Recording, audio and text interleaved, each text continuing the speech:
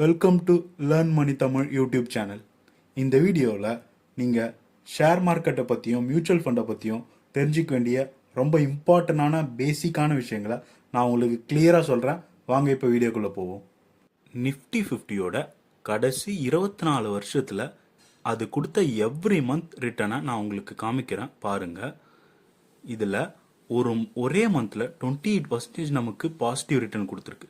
நம்ம பேங்க் எஃப்டியில் நம்மளோட மணியை போட்டோம்னா இந்த அளவுக்கு ரிட்டர்ன் எடுக்க நமக்கு 4லிருந்து 5 வருஷமாவது ஆகுங்க. பட் ஷேர் மார்க்கெட்டில் இது ஒரே மாதத்தில் பாசிபிள். பட் அதே மாதிரி நமக்கு 26%, 23% நெகட்டிவ் ரிட்டர்னும் சில மாதத்தில் கொடுத்துருக்கு. இதுலேருந்து என்ன தெரியுதுன்னா, ஷேர் மார்க்கெட்டில் நிறைய ரிட்டர்னும் எடுக்க முடியும், நிறைய லாஸும் நம்மளால் சீக்கிரமாகவே பண்ண முடியும். பட் ஒரு குறிப்பிட்ட லாங் டைம் நீங்கள் உங்களோட மணியை கண்டினியூஸாக இன்வெஸ்ட் பண்ணிட்டு வந்தீங்கன்னா இதில் உங்களால் நல்ல ப்ராஃபிட்டை பார்க்க முடியும். உங்களுக்கு இன்னும் கிளியராக சொல்கிறேன். இந்த கேஸை பாருங்கள்.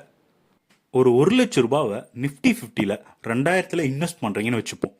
அந்த வருஷம் நிஃப்டி 50யோட ரிட்டர்ன் -14%. உங்களோட அமௌண்ட் 1,00,000 ரூபாயிலேருந்து ஆல்மோஸ்ட் 85,000 மாறி இருக்கும். அதுக்கு அடுத்த வருஷம் நிஃப்டி 50யோட ரிட்டர்ன் -16%. உங்களோட அமௌண்ட் 85,000லேருந்து 71,000 மாறி இருக்கும். இந்த அளவுக்கு நெகட்டிவ் ரிட்டர்ன் பார்த்ததும் நீங்கள் நிறைய பேர் பயந்து உங்களோட அமௌண்ட்டை வெளில எடுத்துருவீங்க. இந்த மாதிரி வெளில எடுத்தீங்கன்னா உங்களுக்கு லாஸ் தான் மிஞ்சும். பட் ஸ்டில் யாரெல்லாம் கண்டினியூவாக அந்த அமௌண்ட்டை ஹோல்ட் பண்ணுறாங்களோ அதுக்கு அடுத்த வருஷமே பாருங்கள் கொஞ்சம் ரிகவர் ஆகி அவங்களோட அமௌண்ட் 73,000 மாறி இருக்கு. பட் அதுக்கு அடுத்த வருஷம் 71% பாசிட்டிவ் ரிட்டர்ன் கொடுத்துருக்கு. உங்களோட அமௌண்ட் 1,26,000 மாறி இருக்கும். அதே கொஞ்சம் கொஞ்சமாக வளர்ந்து ஒரு 4 வருஷம் கழிச்சு 2007ல் அவரோட அமௌண்ட் 4,14,000 வளர்ந்துருக்கு. இந்த டைமில் இது எவ்வளோதான் இதுக்கப்புறம் நெகட்டிவ் ரிட்டர்ன் கொடுத்தாலும் அவரோட 1,00,000 ரூபாவை தொடுறதுக்கு வாய்ப்பு இல்லை. இதே வளர்ந்து நீங்கள் ரைட் நோ 2023 எண்ணில் அந்த அமௌண்ட் 14,60,000 வளர்ந்துருக்கும். இதுதாங்க பவர் ஆஃப் காம்பவுண்டிங்.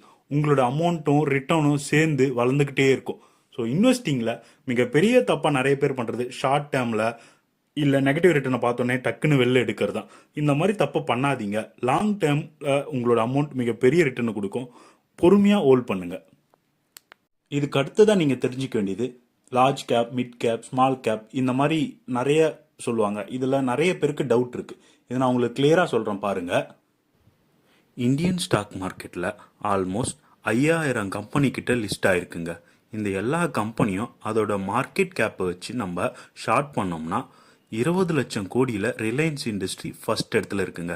ரெண்டாவது டிசிஎஸ் 15 லட்சம் கோடியோட ரெண்டாவது இடத்துல இருக்குங்க. இந்த மாதிரி நம்ம கீழே ஸ்க்ரோல் பண்ணிட்டு வந்தோம்னா 50வது இடத்துல 1,88,000 கோடியோட எல்டி மைண்ட்ரி இருக்கு. இது அப்படியே நம்ம இன்னும் கீழே வந்து 500வது இடத்துல பார்த்தோம்னா 11,700 கோடி கேபிட்டல் வச்சிருக்க ஒரு கம்பெனி இருக்குங்க. இந்த 500 கம்பெனியை நிஃப்டி 500 இண்டெக்ஸ் அப்படின்னு சொல்லுவாங்கங்க.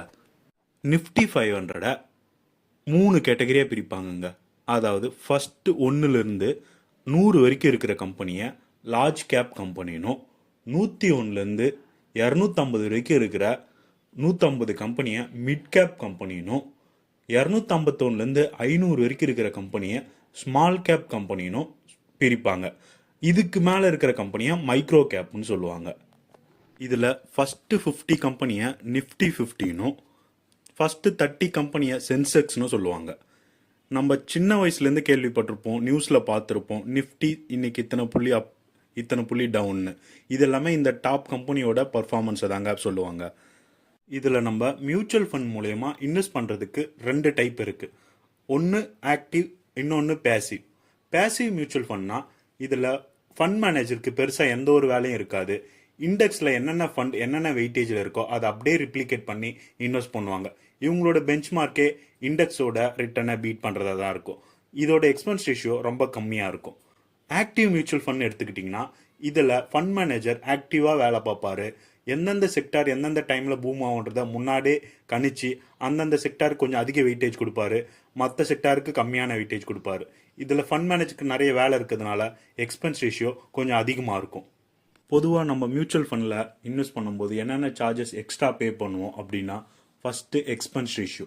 எக்ஸ்பென்ஸ் ரேஷியோ அப்படின்னா நம்ம இன்வெஸ்ட் பண்ணுற அமௌண்ட்டை ஒரு ஃபண்ட் மேனேஜர் எடுத்து ஸ்டாக்ஸில் இன்வெஸ்ட் பண்ணி நமக்கான ரிட்டர்னை கொடுக்குறாரு. அவங்க வேலை செய்கிறதுக்கான சேலரிஸ் எல்லாம் அவங்க எடுத்துப்பாங்க. இதை நமக்கு வர ப்ராஃபிட்ல இருந்தால் அவங்க எடுத்துப்பாங்க. இதுதான் எக்ஸ்பென்ஸ் ரேஷியோ அப்படின்னு சொல்லுவாங்க.